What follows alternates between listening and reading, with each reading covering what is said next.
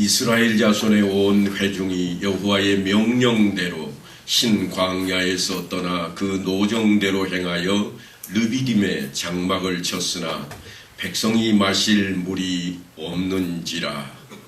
오늘 우리가 읽은 본문의 가장 첫 절인 17장 1절에 이렇게 시작하고 있습니다. 르비딤이라고 하는 곳에 이스라엘 백성들이 도착하게 되었습니다. 이 르비딤은 쉬는 장소라, 오늘날 우리말로 바꾸면 오아시스라, 그런 뜻입니다. 사람들은 오랜 경험을 통해서 그곳에 우물이 있고 쉴 만한 그늘이 있다는 것을 잘 알고 있습니다. 모세도 그곳을 잘 알 것입니다. 왜냐하면 모세가 40년씩이나 머물렀던 미디안 광야에서 그렇게 멀리 떨어져 있지 않기 때문입니다. 특별히 시내산에서 먼 산자락 끄트머리쯤에 해당하는 그곳입니다. 그러니까 쉽게 이야기하면 시내산 그 산맥의 끝자리쯤에 르비딤이 있다, 이렇게 생각하시면 좋겠습니다. 분명히 모세는 광야길을 걷는데 지쳐있는 그 백성들을 향해서 조금만 참고 이제 조금만 더 가면 르비딤 쉴 만한 곳이 있으니 힘을 내자고 그렇게 격려했을 것입니다. 그런데 이게 웬일입니까? 그렇게 고대하며 찾아왔는데 막상 도착하고 보니까 샘은 마르고 나무도 이제 말라 비틀어지기 시작해서 그늘조차 찾기 힘듭니다. 백성들의 실망이 이만저만한 게 아니었습니다. 물론 지도자였던 모세의 마음도 덜컥 내려앉았을 것입니다. 그는 정말 하나님께서 시키시는 명령을 따라 일을 수행하고 있는데 이처럼 당혹스러운 일을 만나리라고 한 번도 생각하지 않았을 것입니다. 실망했던 백성들이 모세를 향해서 외치기 시작합니다. 우리에게 물을 주어 마시게 하라. 물이 어디 있느냐? 아마도 모세가 마음속으로는 그러지 않았을까요? 내가 무슨 수로 다 말라 비틀어졌는데. 하지만 이제 모세는 하나님의 명을 받고 그들을 그곳으로 인도했으니 그들 앞에 이렇게 외칩니다. 너희가 어찌하여 나와 다투느냐? 너희가 어찌하여 여호와를 시험하느냐? 오히려 불평하는 백성들을 꾸짖고 있습니다. 하지만 가만히 있을 백성들이 아닙니다. 모세 말만 듣고 그저 예 그렇네요 하고 끝내버릴 백성들이 결코 아니었습니다. 그들이 더욱더 큰 소리로 원망합니다. 당신이 어찌하여 우리를 애굽에서 인도하여 내어서 우리와 우리 자녀와 우리 가축이 목말라 죽게 하느냐? 실망은 여기서 끝나지 않습니다. 그들이 여호와를 시험하여 이르기를 여호와께서 우리 중에 계신가 안 계신가 하였음이라. 하나님을 의심하는 지경에 이르고 맙니다. 제가 시험은 세 종류가 있다고 조금 오래전에 좀 말씀을 드렸던 것이 기억이 날지 모르겠습니다. 첫째로는 사탄이 주는 시험이 있고 둘째로는 하나님이 주시는 시험이 있습니다. 그리고 셋째로는 어떤 시험인가요? 자기 안에서 오는 사람의 시험, 의심병입니다. 바로 그 의심병이 오늘 이 백성들에게 이제 슬슬 가슴 속에 피어오르기 시작합니다. 그래서 백성들이 살기 등등하게 아우성을 치고 있습니다. 그러자 모세가 하나님 앞에 납작 엎드립니다. 내가 이 백성을 어떻게 하리이까? 그들이 조금 있으면 내게 돌을 던지겠나이다. 이스라엘 백성들은 죄 지은 자에게 늘 하던 일이 있습니다. 그게 뭔가 하면 율법을, 물론 아직은 율법이 주어지기 전이긴 하지만 그들이 가지고 있는 그 율례에 따라서 돌을 들어서 집어 던졌습니다. 그게 항의의 표시였습니다. 어찌할 수 없는 지경이거나 다른 사람을 돕기 위해서 나섰다가 오히려 그들에게 공격을 당하면 그 외침은 절로 나오게 될 것인데 어떤 외침일까요? 하나님, 이 일을 어떻게 내가 감당하란 말입니까? 이런 말이 아니겠습니까? 우리말로 흔히 하나님 맙소사 하는 거죠. 더 이상 말로 표현할 수 없는 그런 지경에 모세가 다다르고 있습니다. 백성들은 모세를 통해서 늘 답을 얻어왔는데 지금도 그 답이 없으니까 모세에게 불평합니다. 너 때문이야. 곤경에 처해 있을 때 꼭 우리가 하는 모습과 똑같습니다. 남편들은 아내에게 네 책임이야. 네가 잘못 가르쳤잖아. 집에서 뭐하고 있는 거야. 자식이 어긋나면 그렇게 외칩니다. 그러면 아내는요, 당신은 뭐 했어? 가장으로서 좀 집안을 잘 좀 이끌어 주시지 뭐하고 이제 와서 그런 말을 한단 말이요. 싸울 수밖에 없는 자리로 가버립니다. 그와 같은 모습이 지금 모세 앞에 벌어지고 있고, 성경을 읽을 때 우리가 유심히 살펴야 할 것들이 그 자리에 있습니다. 그런데 성경에 기록된 것은 하나님의 말씀으로 기록되었으니 하나님의 뜻이 반드시 있습니다. 하나님 앞에 부르짖어야 할 것인데 그들은 지금 르비딤에서 하나님을 향해 원망하고 있습니다. 우리가 처음에 시작할 때 제가 말씀을 읽고 시작을 했습니다만 그 말씀이 어떻게 되어 있는가 하면 이렇게 되어 있습니다. 이스라엘 자손의 온 회중이 여호와의 명령대로 흰 광야에서 떠나 그 노정대로 행하여 르비딤에 장막을 쳤으나 백성이 마실 물이 없는지라. 그러니까 모세 마음대로 지금 이끌고 온 게 아닙니다. 모세가 내가 길 잘 알아. 나만 따라오면 돼. 저만큼 가면 오아시스가 있을 거야. 그래서 끌고 온 게 아니에요. 지금 이스라엘 여정은 어떻게 되어 있는가 하면 하늘에 있는 구름이 이동하는 대로 따라가게 되어 있습니다. 구름 기둥이 이끄는 대로 따라갑니다. 그러니까 누구를 따라가는가 하면 하나님을 따라갑니다. 모세가 괜히 너희가 하나님께 그렇게 시험하려고 덤벼드느냐 말하는 게 아니에요. 괜한 이야기가 아닙니다. 하나님께서 이끄시는 대로 그들이 오고 있습니다. 그런데 지금 그들은 불평불만입니다. 오히려 그들은 하나님 앞에 엎드렸어야 할 것입니다. 우리에게 물을 주소서. 그래야 옳지 않았겠습니까? 여호와의 노정대로라 그렇게 표현하고 있고 여호와의 명령대로 그렇게 했음을 성경은 우리에게 고스란히 기록을 통해 남겨놓고 있습니다. 우리가 사는 삶의 여정이 어떨까요? 우리의 인생은 나그네 인생이라, 그래서 하나님께 우리에게 맡겨준 인생이라 그 표현을 늘 우리가 사용합니다만 우리는 늘 불평불만에 가득합니다.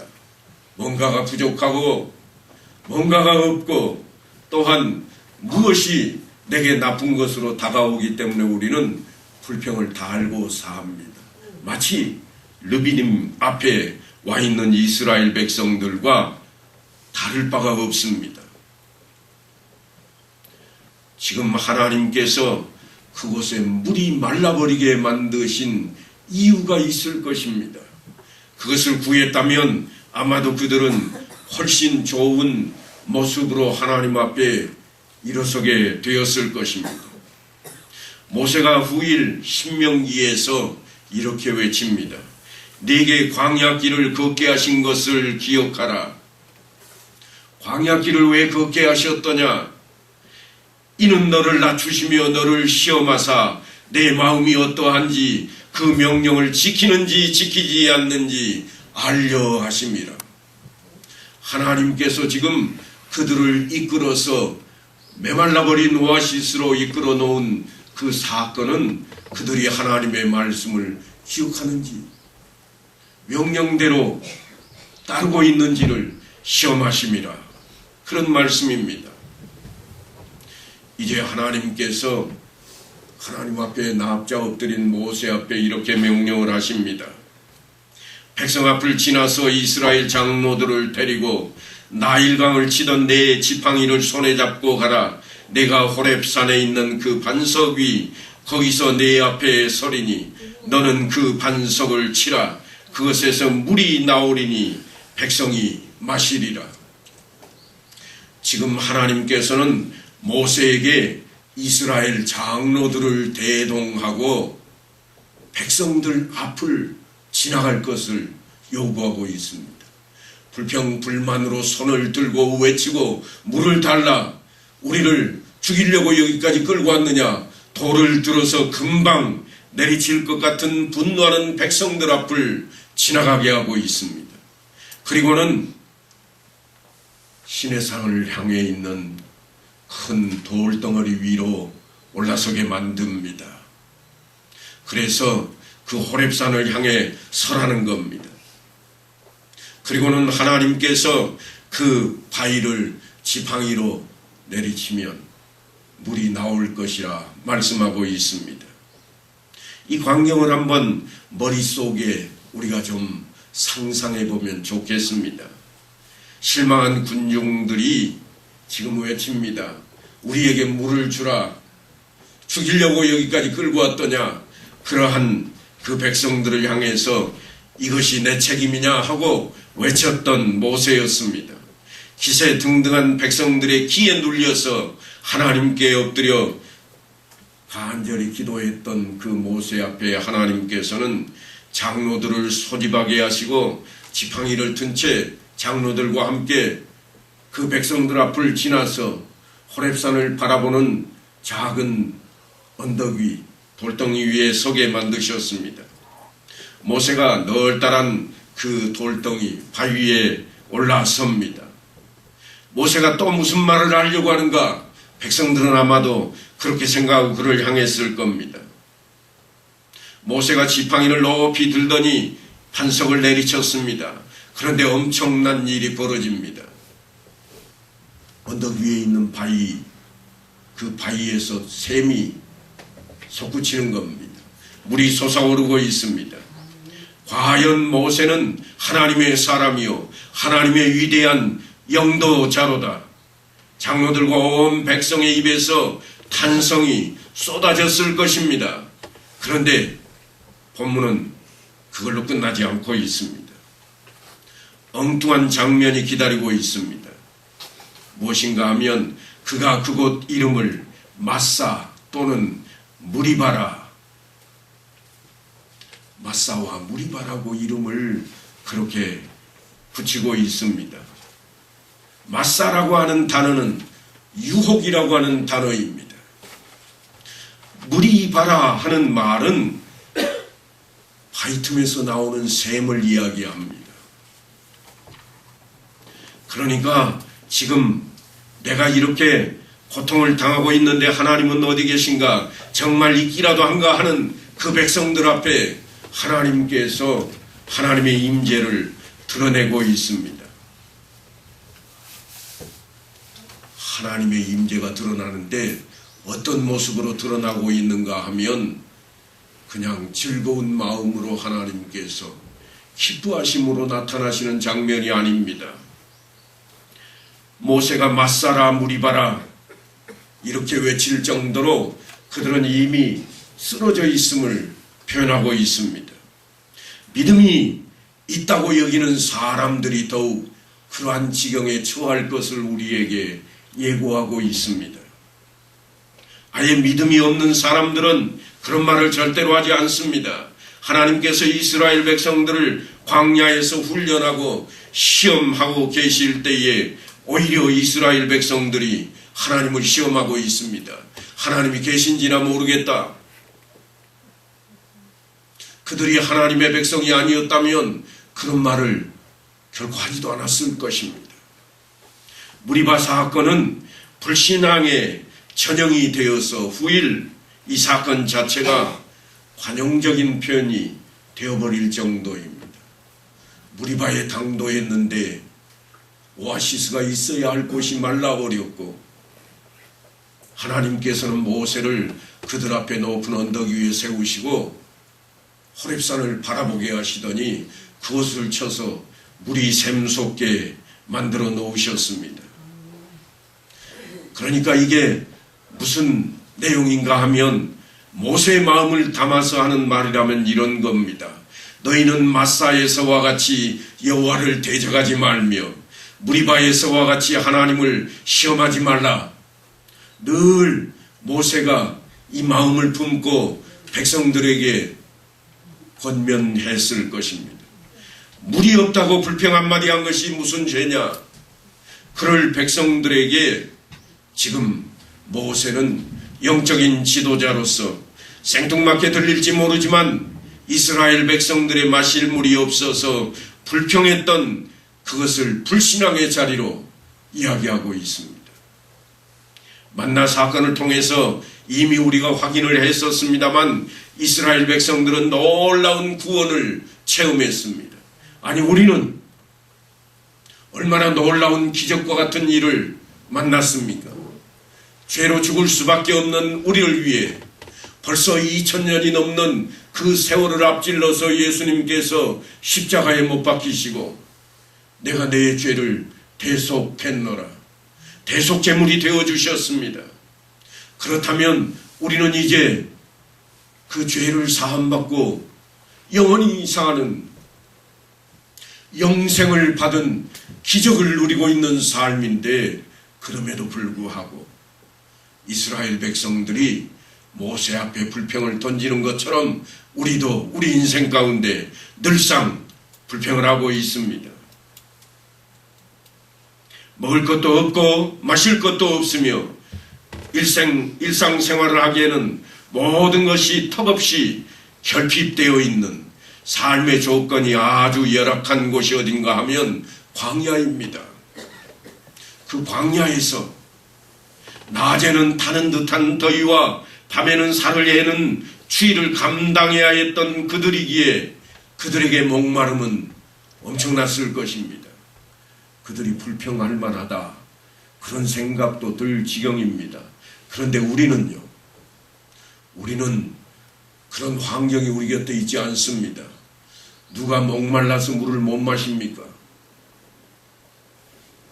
누가 배가 고파서 밥을 못 먹습니까? 그러면 우리는 그들에 비하면 훨씬, 아니 엄청나게 좋은 환경이 있을진데 불평이 없는가? 그들보다도 불평이 더 큽니다. 그들의 불평은 뭐였습니까? 마실 물을 달라, 먹을 양식을 달라. 고작 그게 그들의 불평이었습니다. 우리에게는 더 이상 불평이 없을 것처럼 보여집니다. 그들과는 비교도 되지 않는 그런 삶을 살고 있는 우리, 그럼에도 불구하고 우리의 삶을 우리는 늘 광야에 비유합니다. 광야와 같은 인생길이라. 우리 앞에 놓여 있는 참으로 힘들고 어려운 길이라. 우리 자신의 신앙의 인생 여정을 우리는 다시 한번 돌아다 봐야 됩니다. 이 성경 말씀을 통해서 우리가 어떻게 살고 있는지, 무엇을 향해 살고 있는지, 무엇을 붙들고 살고 있는지 우리는 좀 바라다 봐야만 되겠습니다. 우리들도 예외 없이 하나님께서 이스라엘을 건져내신 그 기적보다도 더 큰 기적을 통해 구원을 받았고, 성자 하나님이신 예수님께서 십자가에 못 박히셔서 피 흘려 구원하신 그 감격과 확인으로 출발했던 영생 복락을 누리는 그 소망의 믿음을 가지고 있습니다. 하지만 우리는 우리 인생의 삶을 통해서 늘 불평을 입에 담습니다. 광야에 있던 이스라엘 백성들을 방불케 할 정도입니다.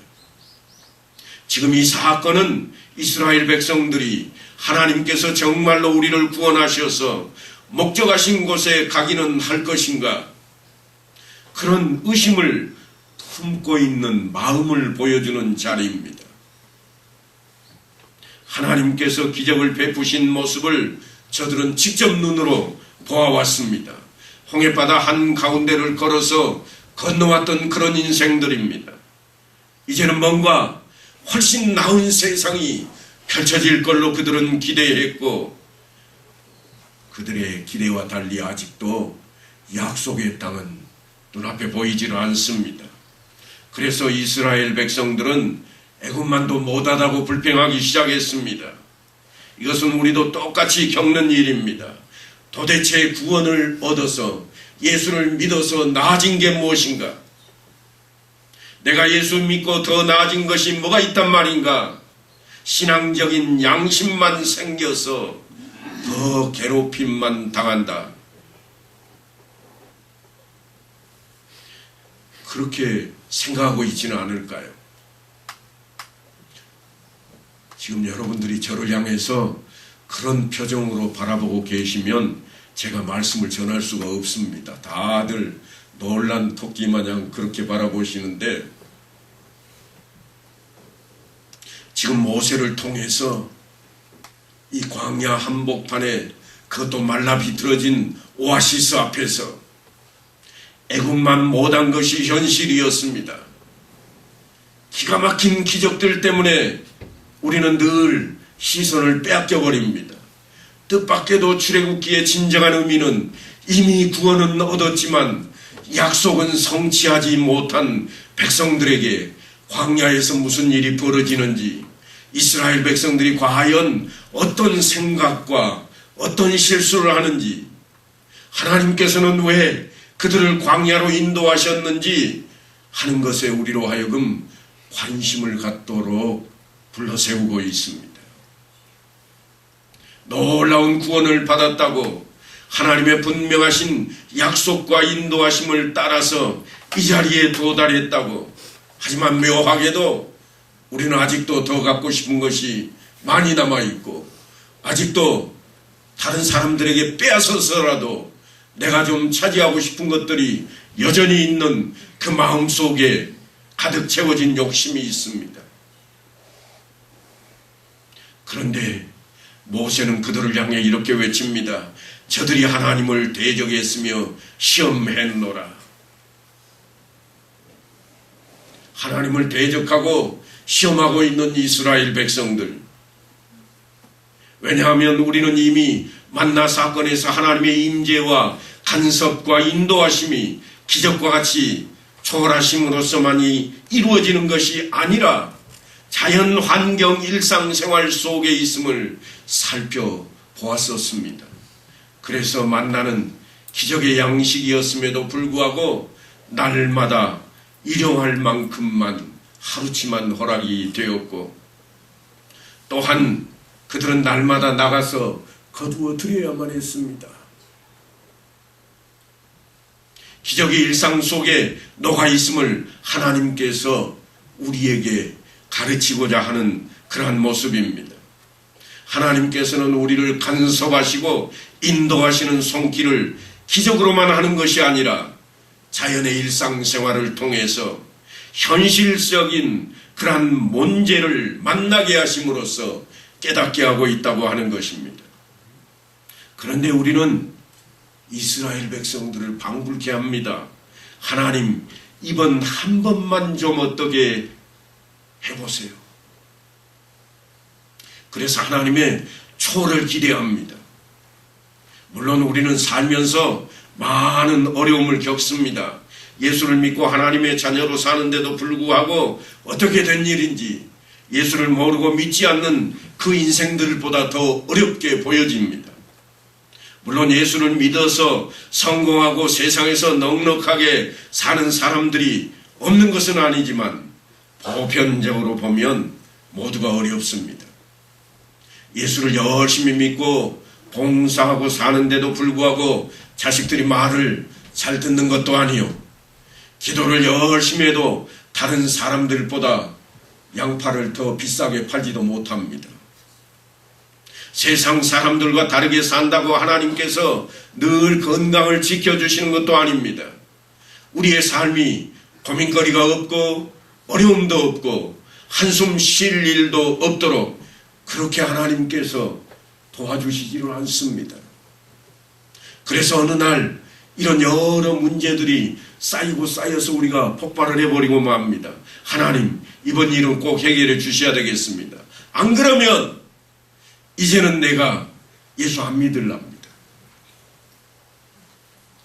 그게 믿음의 조건이 되어버립니다. 하나님이 정말로 내 편이시고 나를 구원하셨다면, 내 기도를 들어주시는 아버지시라면 이 문제는 꼭 해결해 주시기를 바랍니다. 그렇게 들이대는 우리 기도 앞에 성경 말씀이 반복해서 무리바 사건이요 하나님을 시험하는 일이라 그렇게 가르치고 있습니다. 하나님께서 광야길로 인도하신 것은 하나님이 준비하시는 과정이라는 것을 잊지 말아야 됩니다. 하나님께서 우리를 기적의 손길로 인도하여 구원하신 것은 우리가 가지고 있는 신앙 고백이며 확신일 것입니다. 우리에게 믿게 하신 약속의 땅, 영생 복락의 하나님 나라, 바로 그 일을 위해서 하나님께서 준비하신 것이 무엇인가 하면 오히려 광야였습니다. 평안하고 복된 널따란 초장이 아니라 광야로 그들을 이끌고 있습니다. 이스라엘 백성들은 그걸 깨닫고 오직 하나님만 바라볼 수 있는 그 훈련을 얼마 동안 받았는가 하면 40년 동안 받았습니다.